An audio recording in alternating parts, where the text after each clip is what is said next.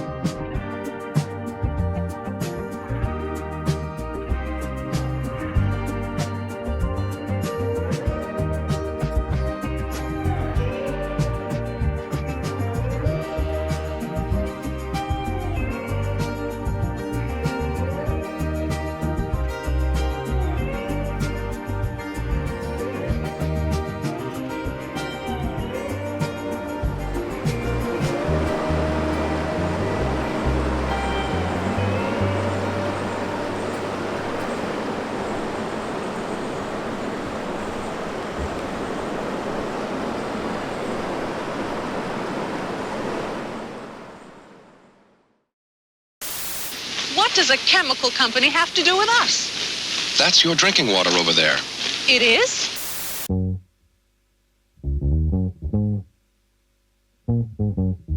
I'm from just outside of Birmingham, Alabama. I grew up in the Coosa River watershed, and I'm proud to call this state my home. I grew up knowing that I wanted to work for SELC because it's one of the only major environmental advocacy organizations that's focused on the legal side of things that has an office in my home state of Alabama.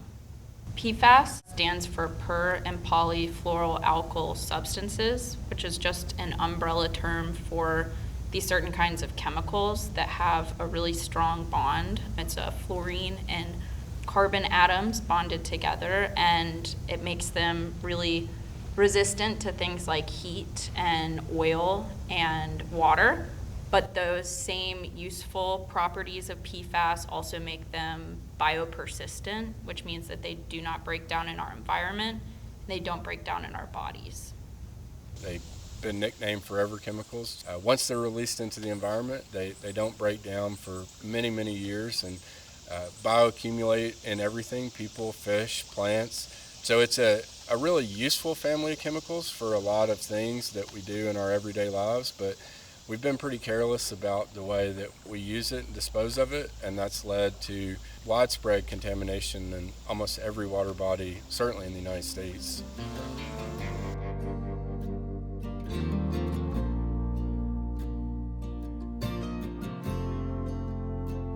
This was a thriving town. This used to be a military town. We had an army base here.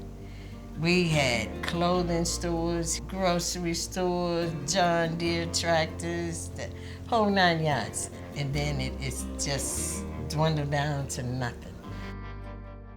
I was born in Lawrence County, Alabama. Then I left and I did my schooling up north. I came back to take care of my mother. My mother had become ill. And so I came back to take care of her. I gave her my left kidney in order to keep her alive. Renal failure was becoming to be a big thing in this area. So that's why I did a survey by going on 2 streets here in this community. And that's why I found 54 cases of cancer and 14 cases of renal failure just on 2 streets in this community.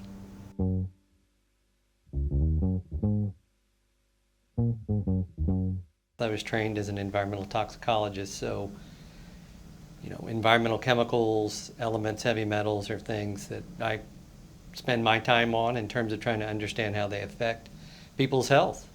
So far, it looks like based on human epidemiological studies, animal studies, there are a few different types of cancer, testicular cancer, kidney cancer. There's some issues related to the immune system, especially in children.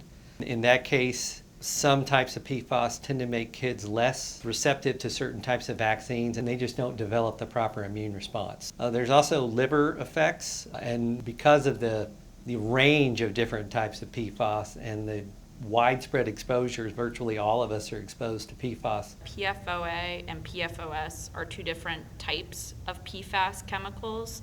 They're the most widely studied PFAS chemicals. They're the ones that we know to be toxic in our environment and to human health. We had PFAS and P4 in our area. Our drinking water intake valve is 13 miles downstream from 27 industrial plants. For the PFAS, C8, C7, C6, C9, C10, C5, C4, all of that. All of that. We had it at the sites. I was taking.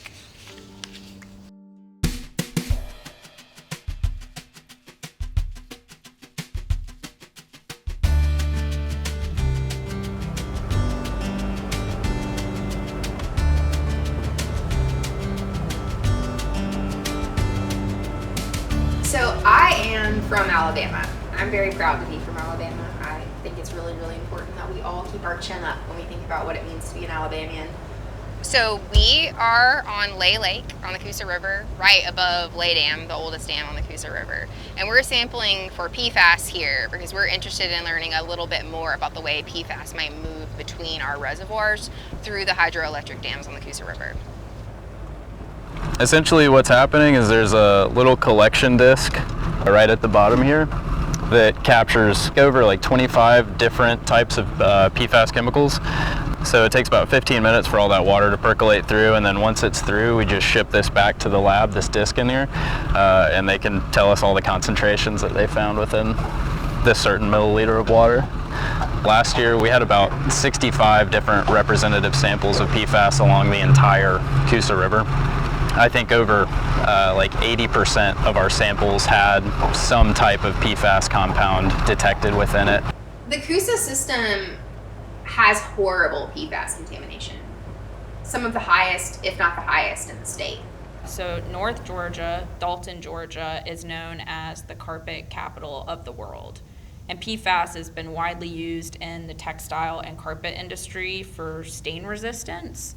PFAS doesn't stop at a state line, so all of that pollution that is being produced by companies in Georgia is making its way into the Coosa River, which is why the onus should be on the industries that use this stuff and not people sometimes hundreds of miles downstream. There's a lot more to this than just the regulation of the actual chemical itself. There's also how the heck are we going to protect people while we figure out how to regulate this? I don't know, but we need to be testing fish tissue, that's for sure.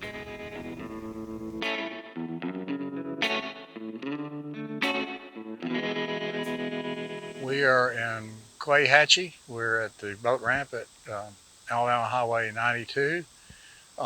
This is the furthest downriver that we've tested for PFAS and have a result so far.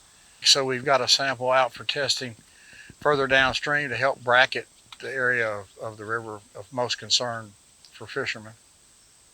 A lot of pollutants, we sort of know if there's X amount in the water, we're likely to have X amount in the fish. We don't know what the bioconcentration factor is. So it's a trade-off between the health benefits of eating the kind of protein and amino acids that you get from fish versus the toxicity. We're very lucky here that we do not have a lot of industry in this watershed.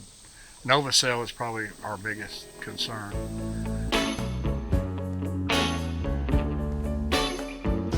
We are near the Fort Novacell boundary, a little less than a mile from an area where firefighting training was done, and PFAS foams were used in that firefighting training.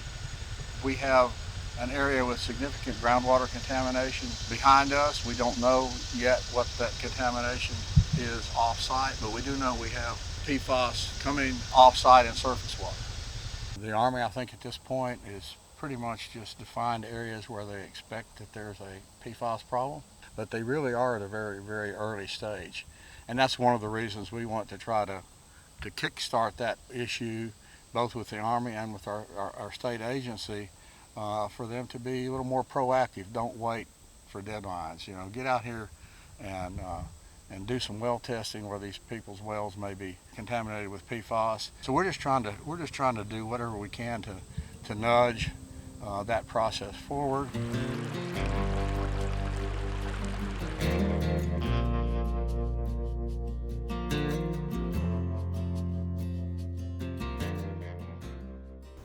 Well, after seeing what was taking place, and it was with all our communities, we decided to get some lawyers and we decided to sue. 3M was the main corporate of it. They're the ones that is the manufacturer of the PFAS. So we went after 3M. In 2015, I stepped in these chemicals by being on some property to do the research so that we could go forth in showing that we did have a serious problem here. And in 2018, 3 years later, that's when I found out I was third stage renal failure at that time, and I've been holding stage 3A since 2018. I'm 68 years old now, so the next 5 years I probably won't be here. When we talk about the impact of PFAS in the Cahaba watershed, it's very difficult because there's been very little monitoring or data collected, and so we've participated in a number of sampling efforts to try to understand how pervasive it is, and then also to try to identify where it's coming from. And so we know that we have landfills that discharge to the river, we have wastewater treatment plants that discharge to the river, and we have industrial facilities that use PFAS in manufacturing that discharge to the river. And there's also unauthorized dump sites like the site in Moody.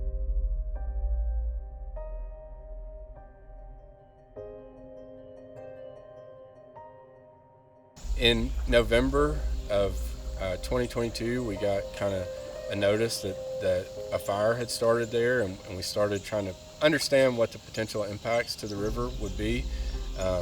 Unfortunately, our state was kind of slow to respond, and had kept reassuring people that it was safe to breathe the smoke. And so as the fire continued to burn and there was really no action to kind of slow that down, we started asking how could we contribute, what can we do to kind of monitor the impact for the people who live around it. And PFAS was a great indicator for us to sample for because the presence of PFAS indicates that it was regulated waste being burned there. And so as we started to sample the runoff from this unauthorized dump, we saw elevated levels of PFAS consistently over a long period of time, and that was certainly alarming, but also a kind of clear picture of the amount of material that was still buried underground and burning. And so as we were sampling for PFAS, the state kind of singled us out and said that we were fear-mongering and really trying to scare the residents around the landfill, which couldn't be further from the truth. We got involved at the unauthorized dump site because the residents were scared, and they didn't believe that it was not harmful for them to be breathing smoke. And so as we started conducting water monitoring around the landfill, we could show that there was a lot of chemicals leaving the bottom of the landfill through the water that eventually reaches the river. And as we started publishing those results, it encouraged the state to involve the EPA, who started doing air monitoring, who confirmed what all of the residents in the area knew, that this smoke did have the potential to be very harmful, not just from the toxic chemicals, but also the PFAS.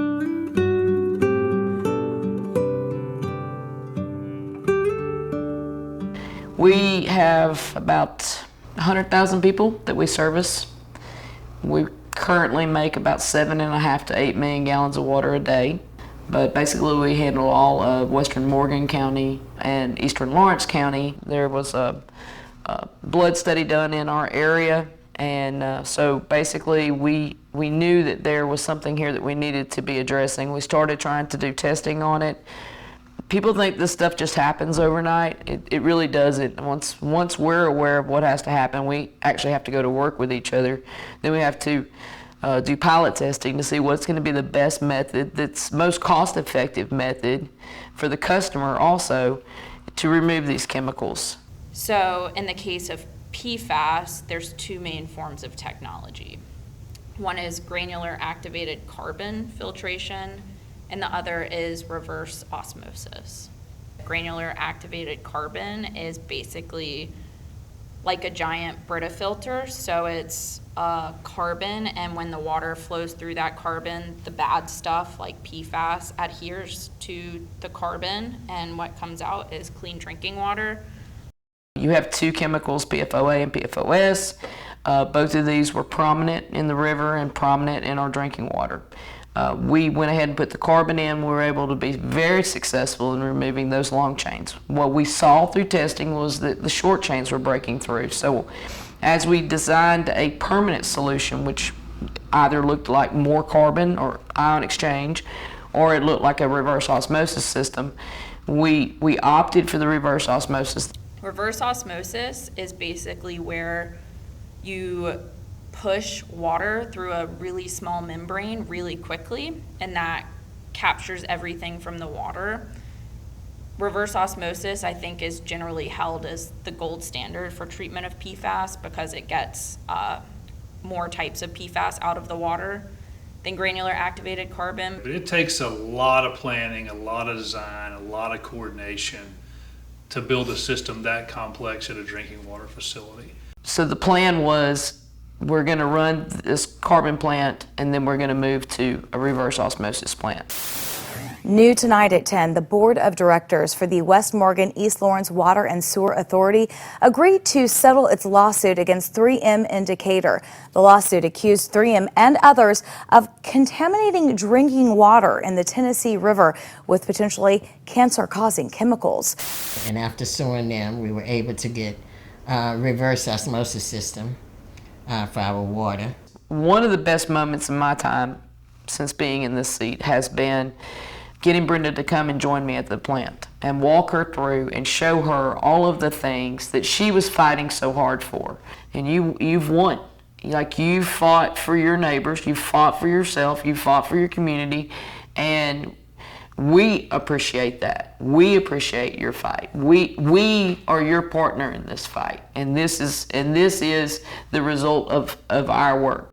And once we put the clean RO treated water into the distribution system, Ms. Hampton sampled at her house, and we sampled at her house, and both of those samples came back non-detect. And we might be one of the poorest counties in the state of Alabama, but we do have the best water right now in the state of Alabama.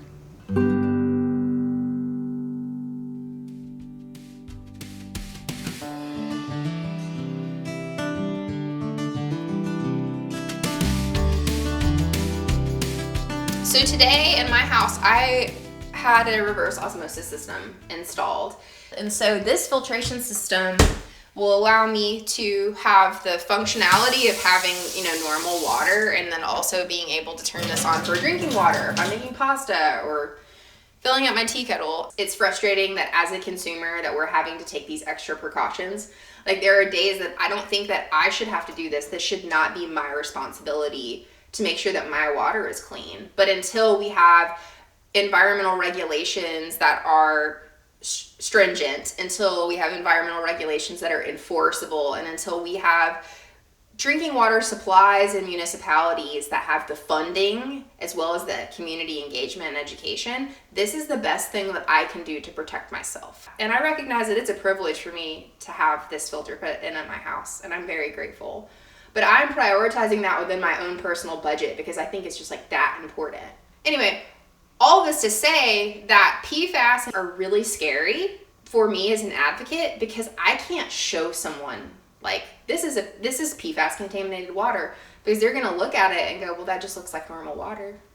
So it makes our job as advocates quite difficult because we have got to educate the public and raise awareness before we can ask them to understand the problem and how they can help. My message to the person who is just being exposed to this family of chemicals, forever chemicals, PFAS, is to be careful. My fear is that industry is going to challenge all of these regulations the EPA has recently come out with, and that we're going to further delay the process of getting PFAS out of our drinking water in particular. Currently, our regulatory agency prides itself on spending the least amount of money possible to do its job. And I think when your mission is to assure the protection of our natural resources for all Alabamians, that you should not put the permit holder or the polluter above the people of Alabama. I also hope that they don't continue to shrug this off. It's a very big problem. PFAS have known health impacts, and I think that they need to take responsibility that they have under these environmental laws and hold polluters accountable. But the work that ARA and others are doing, I think will open that door. We've got to do the grassroots work. We've got to call our legislature and say, hey, can you meet me for breakfast this morning? There's some things I've got on my mind. But with any environmental problem, I think that people look to regulatory agencies to save us, but we as consumers have a role in that too. As we have an obligation to limit what we buy and what we demand from the things that we buy. And so I'm hopeful that we can find the minimum critical uses of PFAS and then eliminate the need to use it in a lot of ways that are just simply convenient. And we live in Alabama. It's such a beautiful place, so full of water. And so it breaks my heart to think that there is the potential that people are getting sick because they don't know what's in their water. So talk to your neighbor. Ask your neighbor if they know about PFAS. So, I mean, it's not just about you. Think about the people that you love that are gonna be here beyond you. I think as Alabamians, we like to stand up for ourselves, and I think this is one instance where we really need to stand up for ourselves. We need to stand up against polluters. We need to stand up to our drinking water utilities and make sure that they're holding polluters accountable and that we're not the ones paying for this. Because there are a lot of people in this state that can't afford to pay higher drinking water rates, and we're gonna see the burdens of this pollution put directly on them. So stand up for yourself, but more importantly, stand up for your neighbors who can't stand up for themselves. If you see something wrong or something isn't right, say something about it. You could be saving somebody else's life. Just say something, do something. Be like Brian, stick your nose in it.